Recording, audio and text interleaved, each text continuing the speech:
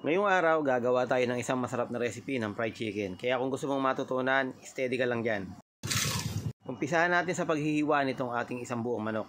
Puputulin muna natin yung manok sa dalawa, hiwalay yung hita at yung bandang pitso. Itong manok na to ay 1.4 kilo. Dito sa bandang thigh part at legs, gagawin natin dito 6 na hiwa. Isa sa drumstick, tapos hihiwain natin yung thigh part sa dalawa. At sa bandang pitso naman, gagawa tayo ng 8 hiwa. Bubukod natin yung 2 pakpak, tapos hihiwain natin yung pitso sa 3.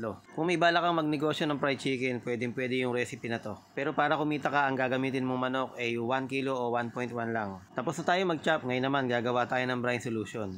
Sa 6 na tasang tubig, maglalagay din tayo ng mga 6 na kutsaritang asin. Bakit nga ba natin kailangan i-brine? Siyempre, kailangan maging juicy yung ating fried chicken. And at the same time, siyempre, manuot yung alat dun sa loob ng manok. Tabi muna natin to, tapos gagawa naman tayo ng pang-marinade. 1 kutsarang garlic powder, 1 kutsarang curry powder, at saka halos 1 kutsarang bechin. At 1 kutsarang gilisa mix. So, bago ka mag-react sa mga nilalagay natin, alamin mo muna yung mga nilalagay ng mga fast food. Tapos, lalagyan pa natin ito ng paminta. Haluin lang natin ang haluin hanggang sa mag-incorporate na nga lahat ng ating pampalasang ginawa.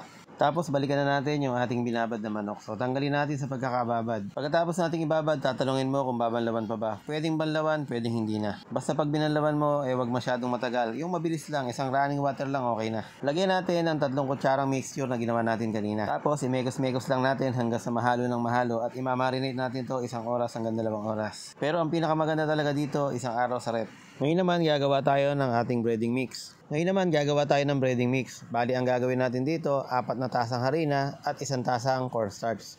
Tapos the rest ng ating mga ginawang panimpla kanina, yon ang ating ilalagay dito sa ating ginawang harina at cornstarch. So halu-haluin lang natin hanggang sa mag-incorporate na nga lahat ng ating inilagay na ingredients. Kapag nahalo mo na, kuha ka lang ng mga 2 sandok nitong ating mixture, ilagay mo dyan sa ating manok na nakababad.